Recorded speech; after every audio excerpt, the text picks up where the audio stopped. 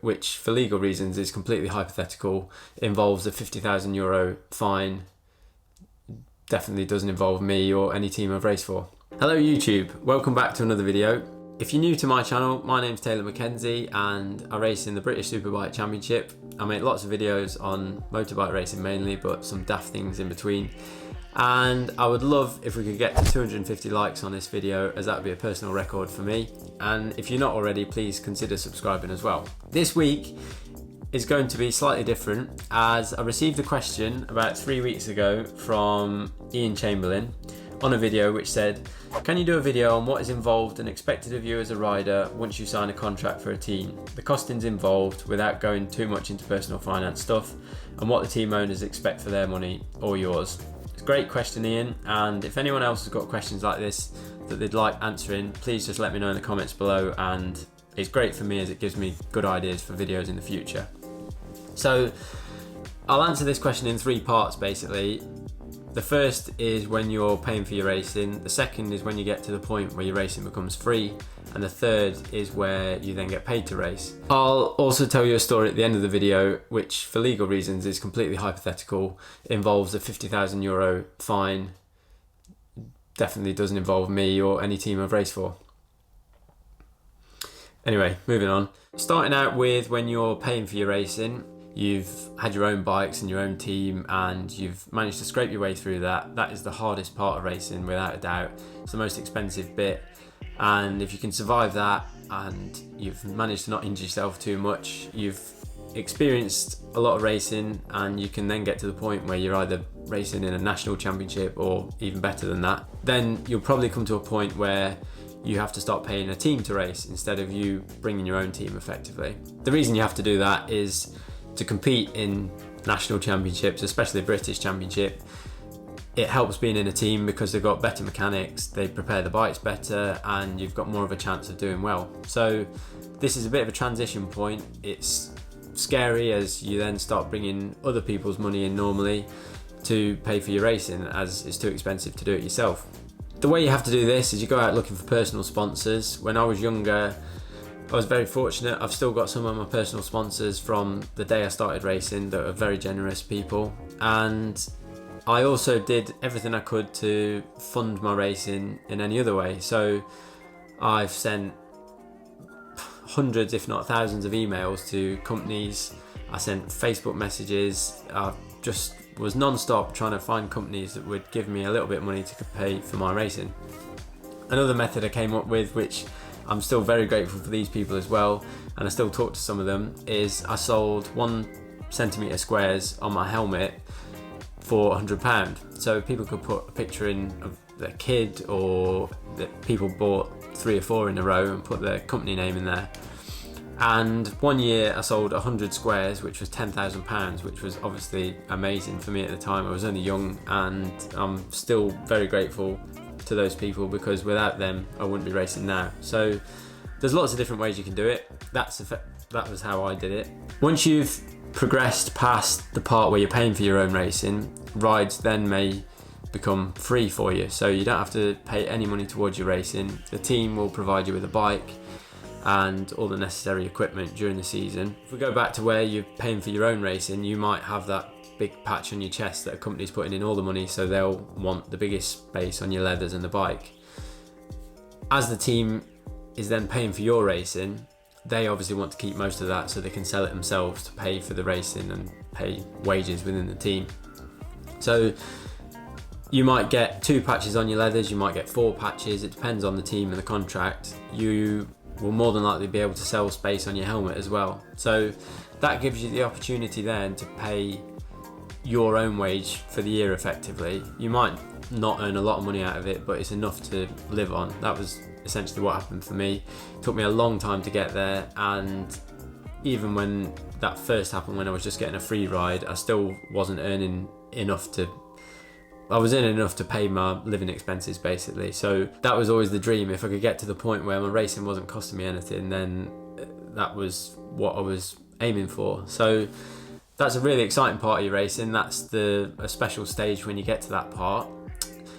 You then, if you can succeed at that point, so you've put in a good performance, your team's happy with you, other teams are starting to look at you, you then might be in a position that you can start getting paid to race. Obviously, I've never seen Valentino Rossi's contract, but I'll use him as an example. He's at the peak of his career, he's won lots of championships, so he has a lot of clout effectively. He can demand however much money he wants each year, and most of that money will be paid in the form of a salary. So each race he completes, he'll probably get paid another chunk of his money, and most of his money will be a salary as opposed to it being in bonus money. You'll find with some rookie riders, their contracts will have a much smaller salary. It might just be enough to live on and cover their training expenses, but they'll get decent bonus money, or they'll get bonus money. So if they perform, then the team happy because they're performing and they get paid for their work effectively. So contracts, when you get paid to race, differ obviously from team to team and on your experience. As you're then doing a job, you are also expected to do and say certain things. The team might put it in your contract that you need to do a fitness test for them at the start of the year, and again halfway through the year, to check that they're happy with your fitness.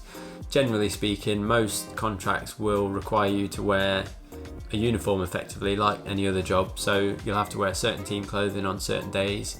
They'll give you team trainers that you have to wear. Little things that might be in your contract are things like dealer appearances. So when you see riders appear at your local dealership, it's not just because they fancied a day out, it's probably because it was in their contract that if they're getting paid a certain amount, they have to do a certain amount of days at local dealerships or sponsor exhibitions or things like that. And the last main part of the contract would be the following season. So if your contract is only a 1-year contract, depending on who you are and what level you're at, they might put in a clause that they have first dibs on you effectively for the year after. So if they're happy with your performance, then they can keep you for the year after. Other contracts won't have a second year clause in it. Some contracts, I've seen riders sign 10-year contracts where the team has given them a massive opportunity in a championship and paid them to race initially, and they then effectively own the rider. They're not ideal for riders as someone's kind of got a hold on you, and there's been a lot of messy instances in racing where it's got really nasty and riders have taken teams to court and things like that. Now, I'll give you a quick story which for legal reasons is completely hypothetical and it's not about me. Hypothetically, they would be Italian anyway, so it would be highly unlikely that they'd see this video, and if they did, their English wouldn't have been great anyway. This story basically goes that a rider signed a contract for 2 years with a team.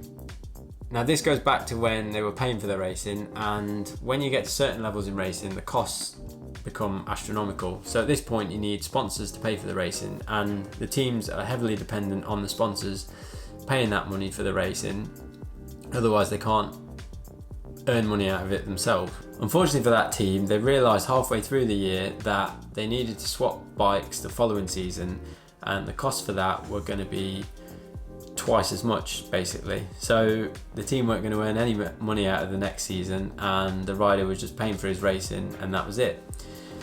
Which was made worse for the team as they had riders queued at the door trying to ride for the team with 3 and 4 times the amount of money.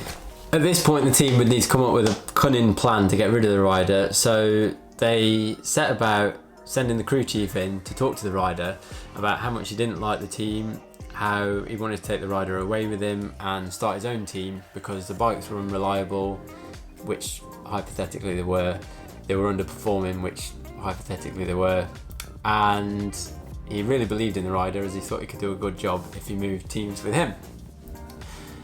So that rider carried on talking to the crew chief, didn't really say anything bad about the team, but just had the conversation with him and nodded his head and agreed with what he said. In the contract, it said that if the rider was to say anything detrimental in the press or media about the bike, then they would terminate the contract. So that would mean if you were on the TV, you wouldn't say anything bad about the bike, which is completely understandable and makes perfect sense.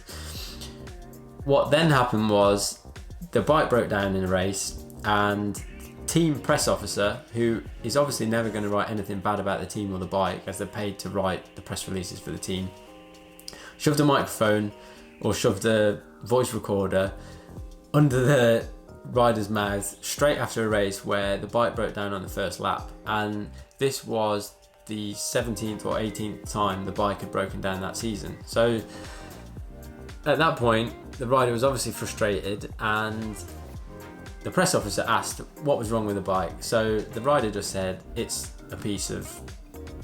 You can imagine what they said, which was perfect for them, as there was a clause in the contract that said the rider wasn't to say anything detrimental about the bike in the media or to anyone else. So they'd caught the rider twice on one weekend saying bad things about the bike, in confidence, the rider thought. So the following week, the rider would get a letter through the door which would say something along the lines of, blah blah has harshly criticised the performance of his bike, blah blah blah, which is a serious breach of contract, blah blah blah. As a result, we terminate the contract. Which is fine. At this point, the rider didn't really like the team anyway and was happy to see the back of them. However, the last line wasn't great. We reserve the right to assess a possible claim for damages of €50,000. That came as quite a shock to the rider and the rider's dad. And that was that. That was how the team managed to get rid of the rider, and rightfully so. He had breached his contract. In hindsight, on this hypothetical story, the rider is very fortunate that he didn't have to ride for them for the second year, because the bikes were even worse the next year, and he was happy to see the back of those nasty people. Luckily for the rider, the fine was never imposed, and it was basically a scare tactic to get rid of the rider. Hopefully that wasn't too waffly, and you managed to see the progression of a motorbike racer through the different stages of racing and what it means to be a motorbike racer. If you enjoyed it, please try and let me hit 250 likes on this video and subscribe to the channel. And I'll be back next week with another video.